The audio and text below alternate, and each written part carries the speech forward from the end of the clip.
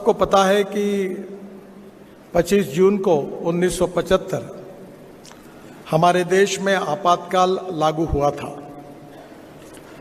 आपातकाल के रूप में एक प्रकार से लोकतंत्र की हत्या हुई थी।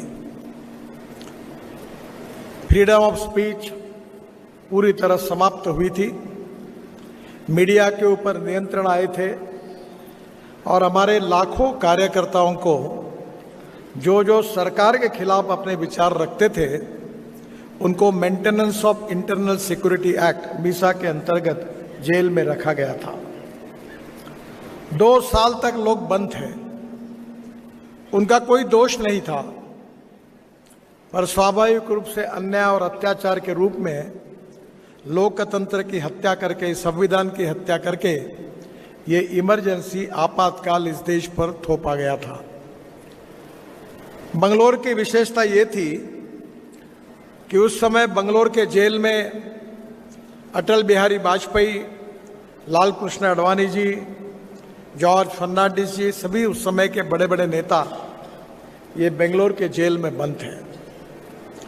और मुझे इस बात की सबसे बड़ी खुशी और अभिमान है कि इस आपातकाल के विरोध में संघर्ष करके इस देश की लोकतंत्र को और संविधान को बचाने का काम अगर किसी ने किया था तो भारतीय जनता पार्टी के कार्यकर्ताओं ने किया। उस समय भारतीय जनसंघ था और स्वाभाविक रूप से हमारे कार्यकर्ताओं ने बलिदान करके इस देश के लोकतंत्र को बचाने का काम किया है। ये जो लोकतंत्र है, हमारा देश जो है, लोकतंत्र के बारे में वर्ल्ड की सबसे बड़ी डेमोक्रेसी हम है, मदर ऑफ डेमोक्रेसी। और इस लोकतंत्र में हमारी आस्था है, हमारा कन्विक्शन है। और पूरे दुनिया में इतनी 140 आबादी वाले देश का ये लोकतंत्र, ये हमारे पूरे दुनिया के आकर्षण का केंद्र है। और इसलिए इस लोकतंत्र की हत्या, संविधान की हत्या जो 50 साल पहले जो हुई थी, उस संविधान को भी बचाने का काम हमने किया है, लोकतंत्र को भी बचाने का काम किया है। लोकतंत्र के बारे में यह कहा जाता है कि हमारा लोकतंत्र 4 पिलर पर खड़ा है। एक पिलर है लेजिस्लेटिव विंग, हमारी विधायिका जो स्टेट असेंबली है। और दूसरा पिलर है जुडिशरी जो हमारी न्याय व्यवस्था है। तीसरा पिलर है मीडिया जो हमारे लोकतांत्रिक व्यवस्था में हमारे माध्यम है। और चौथी बात है एग्जीक्यूटिव विंग जो हमारी ब्यूरोक्रेसी है।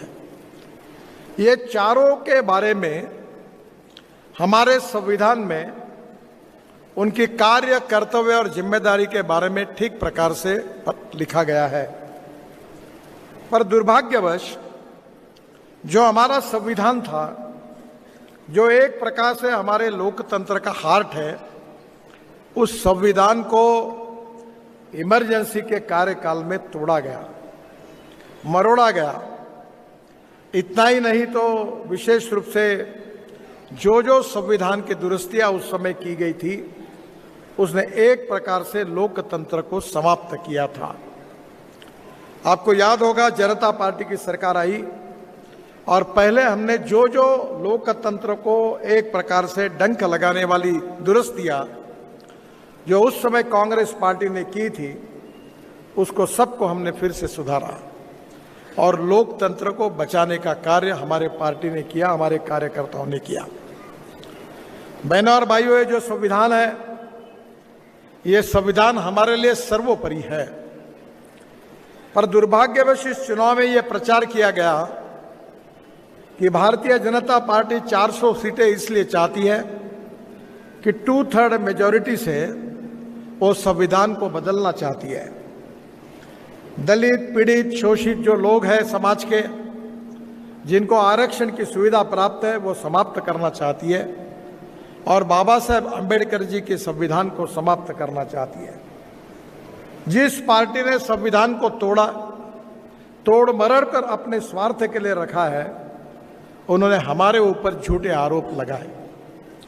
सही अर्थ में अगर आपने इस विषय का अध्ययन किया तो सुप्रीम कोर्ट में केशवानंद भारती की एक केस हुई थी और इस केस में चीफ जस्टिस ऑफ इंडिया और उनके साथ 7 न्यायमूर्ति थे और उन्होंने एक निर्णय दिया है जो आज भी रिकॉर्ड में है।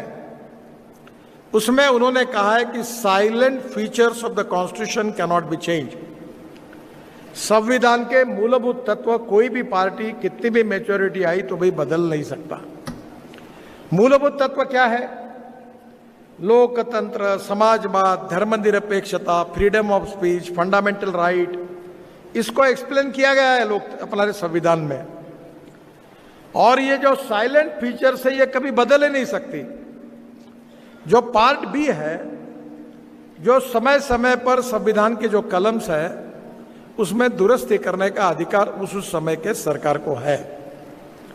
दुर्भाग्य यह है कि हमारी पार्टी ने कभी संविधान को तोड़ मरोड़ने का काम नहीं किया।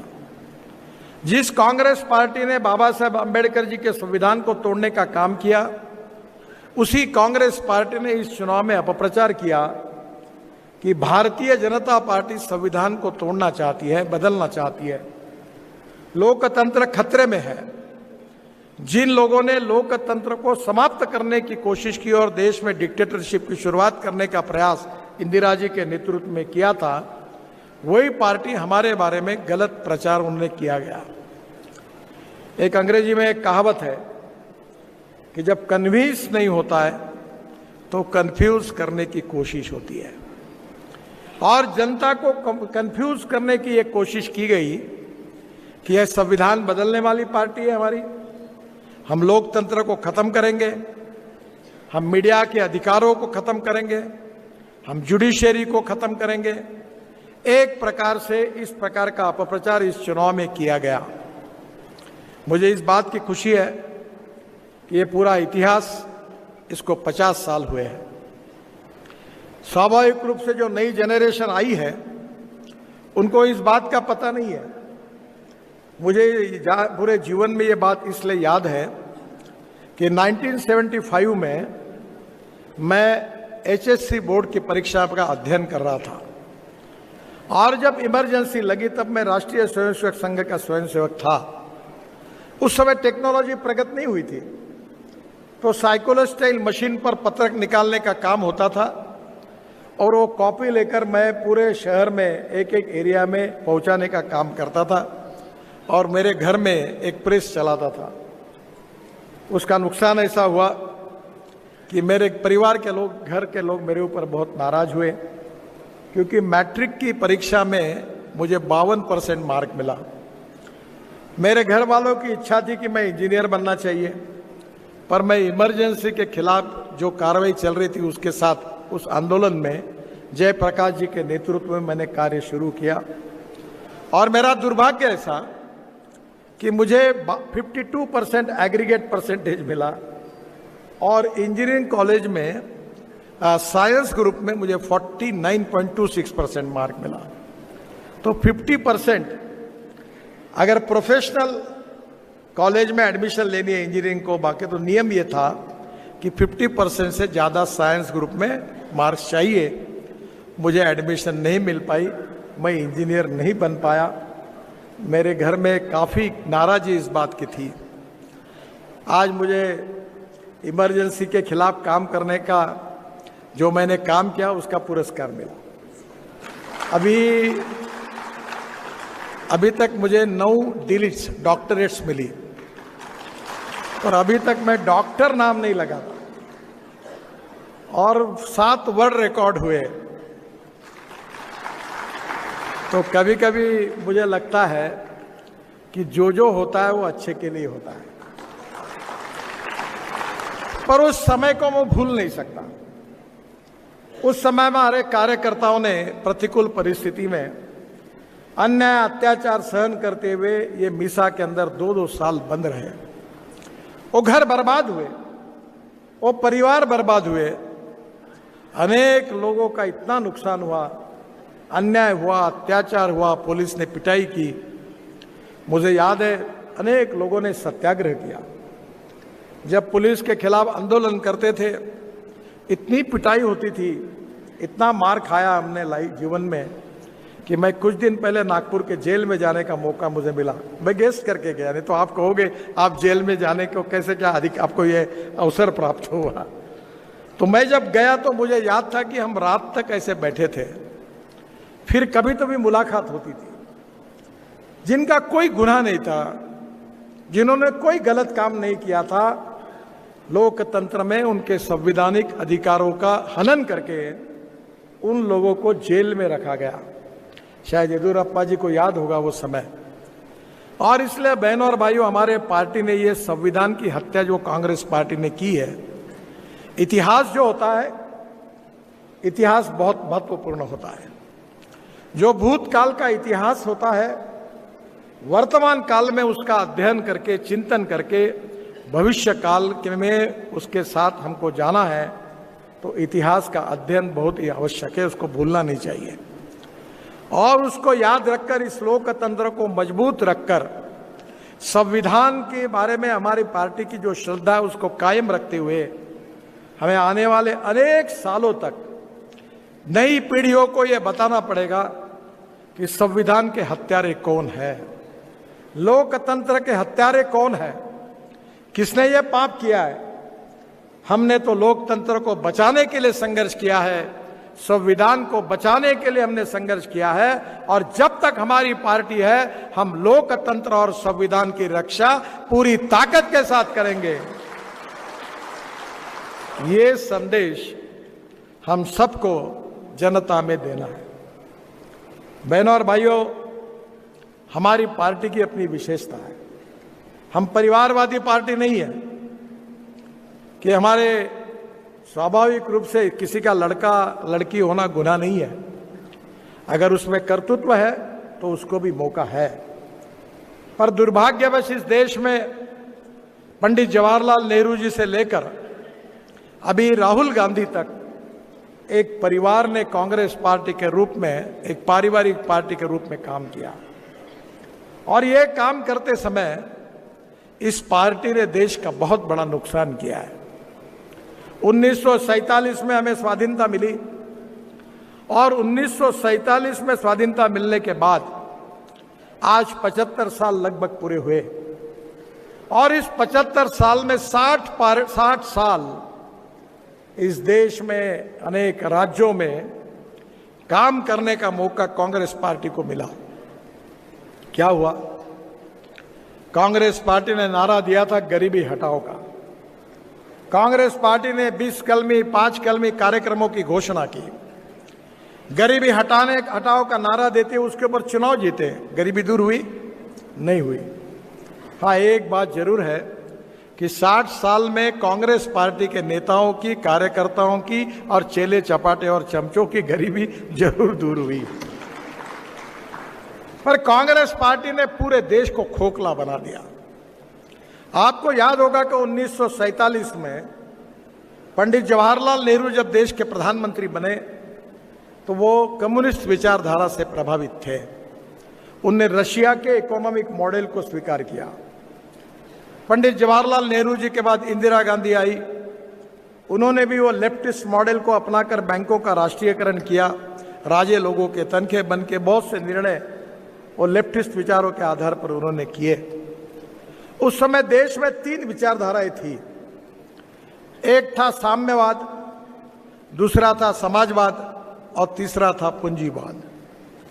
हमारे महाराष्ट्र में और गुजरात में एक स्वतंत्र पार्टी होती थी, वो पूंजीवादी अर्थव्यवस्था का समर्थन करते थे।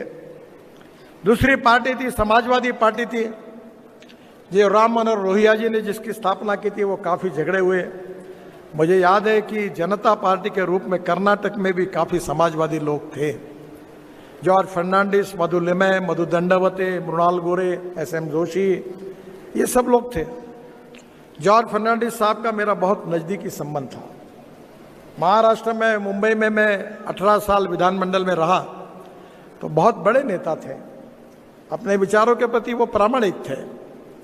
पर समाजवादी पार्टी की स्थिति ऐसी हुई कि एक दिल के टुकड़े हुए हजार, कोई यहाँ गिरा कोई वहाँ गिरा, पूरी समाजवादी पार्टी खत्म हो गई, स्वतंत्र पार्टी खत्म हो गई, और कांग्रेस पार्टी जो थी, जो बातें करती थी, वो भी बदल गई, और कम्युनिस्ट पार्टी भी अब कहीं रही नहीं। मैं आपको ये इतिहास इसलिए बता रहा हूं कि हमारी विचारधारा का और हमारा संगठन का महत्व क्या है, ये हम लोगों ने समझने की आवश्यकता है। उस समय जब मैं बीजेपी का अध्यक्ष था तो चाइना के कम्युनिस्ट पार्टी ने हमें निमंत्रित किया।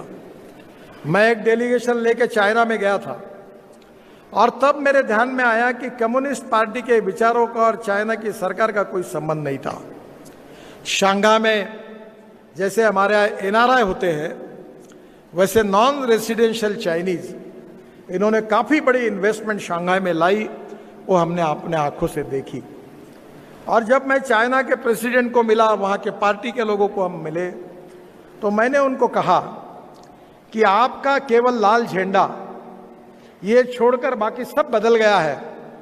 ये तो पूंजीवादी अर्थव्यवस्था है, जो कैपिटल इन्वेस्टमेंट आप ला रहे बाहर से और डेवलपमेंट कर रही है, कैसा है? तो उन्होंने मुझे कहा कि हमें हमारा देश का विकास करना है। वो माओ को भूल गए, लेनिन को भूल गए, मार्क्स को भूल गए, और उन्होंने पूरी तरह से अमेरिकन साम्राज्यवादी लिबरल आर्थिक व्यवस्था को लगभग स्वीकार किया। उस समय मैं हंगेरी में गया था, बुडापेस्ट करके उनका कैपिटल है, और उस कैपिटल में गार्डन है, और उस गार्डन में जाने का जब मुझे मौका मिला तो एक कोने में 15-20 पत्थर की प्रतिमाएं पड़ी थी। तो वहां मैंने अब हमारे एम्बेसडर को पूछा कि ये किसकी प्रतिमा है? तो बोले ये मार्क्स की, लेनिन की, जो कम्युनिस्ट रिवॉल्यूशन में जिन्होंने किया उन नेताओं की है। पर हंगेरी देश भी कम्युनिस्ट था, और कम्युनिस्ट विचारधारा ने इतना नुकसान किया कि उसकी रिएक्शन जनता में आई, और उन्होंने पूरी मूर्तियां उखाड़ कर फेंक दी। तब कारपोरेशन ने उठाकर एक गार्डन के कोने में रखी है, वो ये मूर्तियां है। यानी कम्युनिस्ट पार्टी को भी दुनिया में उखाड़ कर फेंक दिया। रशिया में भी वो नहीं रहा। अब सवाल ये उठता है कि भारतीय जनता पार्टी और उसकी विचारधारा इस देश के भविष्य को बदलना चाहती है, गांव गरीब मजदूर किसान का कल्याण करना चाहती है, इस देश को आत्मनिर्भर भारत बनाना चाहती है, $5 ट्रिलियन की इकोनॉमी बनाने का संकल्प हमारे प्रधानमंत्री नरेंद्र मोदी जी ने किया है, और इस देश को विश्वगुरु बनाना है, और इस देश को आर्थिक दृष्टि से दुनिया की सबसे बड़ी ताकत बनानी है, वर्ल्ड की 3rd लार्जेस्ट इकोनॉमी बनाना है। ये भारतीय जनता पार्टी का मिशन है, और ये अगर करना है तो आने वाले भविष्य में हमको किस दिशा में, किस प्रकार से जाना है, ये सोचकर हमारे कार्यकर्ता और नेताओं को उस नीतियों को अपनाना होगा। और यही हमारी मुख्य बात है कि 75 साल के इतिहास में जो कांग्रेस पार्टी 60 साल में नहीं कर सकी, वो हमारी सरकार ने मोदी जी के नेतृत्व में इस देश में 10 साल करके दिखाया है। हमने कहीं अन्याय नहीं किया, कहीं अत्याचार नहीं किया, कहीं डिस्क्रिमिनेशन नहीं किया। भारतीय जनता पार्टी इस सिद्धांत पर विश्वास रखती है कि कोई भी व्यक्ति जात, पंथ, धर्म, भाषा और सेक्स से बड़ा नहीं होता, उसके कार्य कर्तृत्व से और गुणों से बड़ा होता है। और स्वाभाविक रूप से इसी आधार पर समाज में social equality and economic equality कैसे प्रस्तापित हो, सामाजिक समता और आर्थिक समता कैसे प्रस्तापित हो, इसके लिए हमने निरंतर प्रयास किए हैं। और आज हमने जो नीतियां स्वीकार की है उसके कारण परिणाम दिख रहे हैं। मैं आपको बताता हूं, हर क्षेत्र में दिख रहे हैं। मैं ट्रांसपोर्ट मंत्री हूं, ऑटोमोबाइल इंडस्ट्री का भी मेरे साथ संबंध है, मेरे डिपार्टमेंट के साथ। मैं जब ऑटोमोबाइल इंडस्ट्री का मंत्री मैं जब देख रहा था, तो मैं जब मंत्री बना तो 7.5 लाख करोड़ की इंडस्ट्री थी, और हमारी सरकार मोदी जी के नेतृत्व में आने के बाद आज 10 साल में वो दुगनी हो गई, 15 लाख करोड़ रुपए की हुई। 4.5 करोड़ युवाओं को रोजगार मिला, और हमारे देश में भारत सरकार को और राज्य सरकार को सबसे ज्यादा जीएसटी देने वाली कोई क्षेत्र है तो ऑटोमोबाइल इंडस्ट्री का क्षेत्र है। मैंने हमारे सभी लोगों को बुलाया, हमारे टीवीएस, हीरो, बजाज, इनकी स्कूटर्स, टू व्हीलर 50% एक्सपोर्ट होती है। अभी मैं कल पुणे जाने वाला हूं कि बजाज स्कूटर ने, मैं इलेक्ट्रिक, इथेनॉल, मेथेनॉल पे काफ़ी काम करता हूं, तो पहला उनकी स्कूटर को लॉन्च करने के लिए मैं पुणे जा रहा हूं। अब देश बदल रहा है और मैं आपको बताता हूं कि पहले हमारा नंबर 7वें नंबर पर था वर्ल्ड में ऑटोमोबाइल इंडस्ट्री का। अब धीरे धीरे जापान तीसरे नंबर पर था, हम चौथे नंबर पे थे। अमेरिका पहले नंबर पर थी, चाइना दूसरे नंबर पर था। पर हमारी सरकार ने यह चमत्कार किया है कि 4 महीने पहले हमने जापान को पीछे डालकर हम तीसरे नंबर पर पहुंचे। और मैंने पूरे इंडस्ट्री को बुलाकर यह कहा है कि हमारी सरकार का, हमारे प्रधानमंत्री का, मेरे विभाग का यह उद्देश्य है कि 5 साल के अंदर हमारे देश की ऑटोमोबाइल इंडस्ट्री वर्ल्ड में पहले नंबर पर पहुंचनी चाहिए। अब वर्ल्ड के सब ब्रांड हमारे पास आए। मैं अभी एक मर्सिडीज का पुणे के पास चाकण में इलेक्ट्रिक मर्सिडीज को लॉन्च करने के लिए गया था, तो जर्मनी से उनके प्रेसिडेंट आए थे और उन्होंने मुझे कहा कि इसके बाद तो हम केवल इलेक्ट्रिक मर्सिडीज बनाएंगे और हिंदुस्तान हमारा मैन्युफैक्चरिंग हब होगा।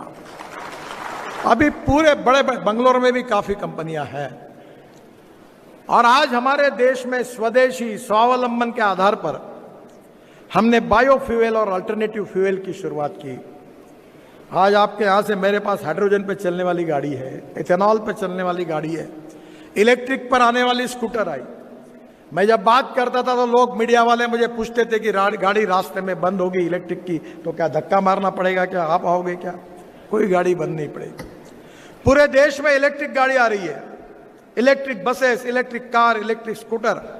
और मैं शनिवार को नागपुर में एक एग्रीमेंट कर रहा हूं कि इलेक्ट्रिक केबल नहीं तो ऐसी यंत्रणा, ऐसी टेक्नोलॉजी है कि केवल 40 सेकंड में 40 किलोमीटर बस एकदम इलेक्ट्रिक चार्ज हो जाएगी, 40 किलोमीटर जाएगी। वो टेक्नोलॉजी हिटाची की है और बस 50 किलोमीटर दोनों साइड से घूमती रहेगी। 132 सीट है, 3 बसेस लगाकर बड़ी बस है और उसमें हवाई जहाज में जितनी व्यवस्था रहती है, एयर होस्टेस रहती है, वैसे बस होस्टेस होगी, चाय पानी नाश्ता मिलेगा और टिकट रेट डीजल बस की तुलना में 30% कम होगा और टाटा उसको बना रहा है। हम देश बदल रहा है। इसका कारण यही है कि बंगलोर तो आईटी का कैपिटल है और हमने ये तय किया है कि innovation, entrepreneurship, science, technology, research, skilled and successful practices, we name it as knowledge and conversion of knowledge into wealth is the future. और मुझे खुशी है कि आज पूरे दुनिया में जहां हम जाते हैं तो भारतीय मिलते हैं। मुझे जापान के प्रधानमंत्री पूछ रहे थे कि मिस्टर गडकरी, तुम्हारे ये जो सॉफ्टवेयर इंजीनियर्स हैं इनके दिमाग में कोई मैथमेटिक्स के जीन्स है क्या, ये इतने होशियार कैसे हैं? और बंगलोर ये आईटी का एक प्रकार से ओरिजिन है। नई नई टेक्नोलॉजी कहाँ आती? तो बेंगलोर में आती है, कर्नाटक में आती है। हाइड्रोजन पर काम कर्नाटक में होता है और इसलिए आने वाले समय में दुनिया में नॉलेज के हिसाब से, knowledge is very important. Baba Saheb Ambedkar ji ने कहा था कि नॉलेज ये टाइग्रेस, वाघिन का दूध है और जो लोग इसको पिएंगे वो दुनिया की ताकत बनेंगे। और आज हमारे देश में engineering college, IIT, medical college कितने बड़े प्रमाण पर खुले हैं। आज हमारे आईटी इंजीनियर, सॉफ्टवेयर इंजीनियर, दुनिया में उनका कितना दबदबा है। पूरे विश्व में आज हमारे पढ़े हुए लिखे हुए लोग बहुत अच्छा काम कर रहे हैं।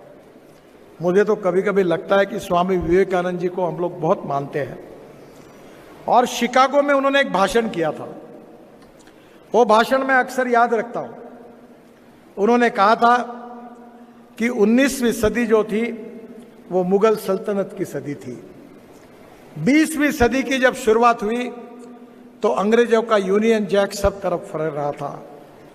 21वीं सदी एक प्रकार से आने वाले समय में 20वीं सदी में अमेरिका और यूरोपियन कंट्रीज का बोलबाला था, पर 21वीं सदी है वो विवेकानंद जी ने कहा है कि वो हिंदुस्तान की है, भारत की और आपकी है। और इसलिए विवेकानंद जी ने जो कहा है वो सपना पूरा करने की जिम्मेदारी भारतीय जनता पार्टी पर है। Politics is the instrument of socio economic reform. इस समाज की गरीबी, भूखमरी, बेरोजगारी से मुक्त हम समाज को करना चाहते हैं। अभी यूनो में चर्चा हो रही थी, वो क्या कह रहे थे? वो चर्चा कर रहे थे डोमेस्टिक हैप्पी ह्यूमन इंडेक्स, सुखांक। उसका मतलब क्या था कि हर गरीब परिवार को पीने के लिए पानी मिलना चाहिए, रहने के लिए घर मिलने चाहिए, खाने के लिए रोटी मिलनी चाहिए, बच्चों के लिए अच्छी शिक्षा होनी चाहिए, सस्टेनेबल डेवलपमेंट के साथ सुखी घर होना चाहिए। Domestic happy human index. आप मुझे बताइए, प्रधानमंत्री आवास योजना में कितने करोड़ों लोगों को हमने घर दिए? उज्ज्वला योजना में 10 करोड़ से ज्यादा गरीब परिवार को गैस उपलब्ध करा कर दिया। एक तरफ हमारे खिलाफ गैस सिलेंडर की बात को लेकर और पेट्रोल डीजल की बात करके कांग्रेस पार्टी टीका टिप्पणी करती है। यह कर्नाटक की कांग्रेस सरकार है कि जिन्होंने पेट्रोल डीजल पर एडिशनल 3 रुपए दर ज्यादा लगाया और महंगाई बढ़ाई, और हमको कहते हैं कि आप महंगाई बढ़ा रहे हैं। यानी एक तो यह ऐसी बात है कि झूठा प्रचार करते हैं। हमने जो इकोनॉमी चुनी है वो रोजगार निर्माण करने वाली इकोनॉमी है। मैं इंफ्रास्ट्रक्चर में काम करता हूं, यहां बहुत एमपी बैठे हैं। मैं लोगों को कहता हूं कि पैसे की कोई कमी नहीं है, तुम लेके आओ काम। कल आपके मुख्यमंत्री और उप मुख्यमंत्री मेरे पास आए थे, मैंने उनको कहा मैं 1 महीने में 2 लाख करोड़ कर्नाटक को देता हूं, पर मेरी कंडीशन है तुम लैंड एक्विजिशन करके दो, एनवायरमेंट फॉरेस्ट क्लियरेंस करके दो। हर प्रोजेक्ट अटका हुआ है, तो मैं हवा में तो रोड नहीं बना सकता। आप ये मुझे क्लियर करके दो, आप मांगो मैं दूंगा। और इतने जितने एमपी बैठे, शायद इसमें से 2-4-5% बाकी होगा। जितने पत्र मैं उन्होंने मुझे दिए उतने काम मैंने करके दिए। अभी तक 3.5 लाख करोड़ के काम किए होंगे। अभी चेन्नई से बेंगलोर आने वाला हाईवे मैं दिसंबर के पहले प्रधानमंत्री उसका इनॉग्रेशन करेंगे, और चेन्नई से बेंगलोर 2 घंटे में। बंगलोर का रिंग रोड, जो बंगलोर की सबसे ट्रैफिक जाम की समस्या है, मैं कोशिश करूंगा कि दिसंबर के पहले 17,000 करोड़ का रिंग रोड बेंगलोर का पूरा हो जाए। अब मेरे पास लिस्ट बहुत बड़ी है, पर यह कार्यक्रम में उसको गिनाने की कोई आवश्यकता नहीं है। पर मैं इतना बता सकता हूं कि कांग्रेस ने 60 साल में जितना इंफ्रास्ट्रक्चर डेवलप नहीं किया, उससे ज्यादा इंफ्रास्ट्रक्चर भारतीय जनता पार्टी ने 10 साल में किया। मुझे याद है, मैं वाटर रिसोर्सेस मंत्री था। मैंने सब मुख्य 23 झगड़े चल रहे थे। कब से चल रहे थे? 1970 से। मैंने 17 झगड़े निपटाए। मैं मुख्यमंत्री जी को बुलाया करता था, दरवाजा बंद करता था और बोलता था जब तक यूनानिमिटी नहीं होगी दरवाजा नहीं खोलूंगा। और उस समय एक प्रोजेक्ट हमने तैयार किया था, ये गोदावरी में जो आंध्र प्रदेश में 60,000 करोड़ का एक पोलावरम डैम। आज मुझे आने में देरी हुई क्योंकि चंद्रबाबू नायडू मेरे घर पर आए थे, 1.5 घंटा बैठे थे, तो सब प्रोजेक्ट की चर्चा चल रही थी। तो पोलावरम करके आंध्र प्रदेश में बनाया और 1300 टीएमसी पानी समुद्र में जाता है। तो हमने योजना बनाई थी कि गोदावरी का पानी पेनार में, पेनार का कृष्णा में और कृष्णा का कावेरी में डालकर टेल एंड टू तमिलनाडु तक पहुंचाने का। मैंने डीपीआर भी बना के रखा था। अगर एक प्रोजेक्ट पूरा होता तो कर्नाटक को छोड़ दो, तमिलनाडु का भी पानी का प्रॉब्लम सॉल्व हो जाता। इतने नई नई योजनाएं हमने तैयार की।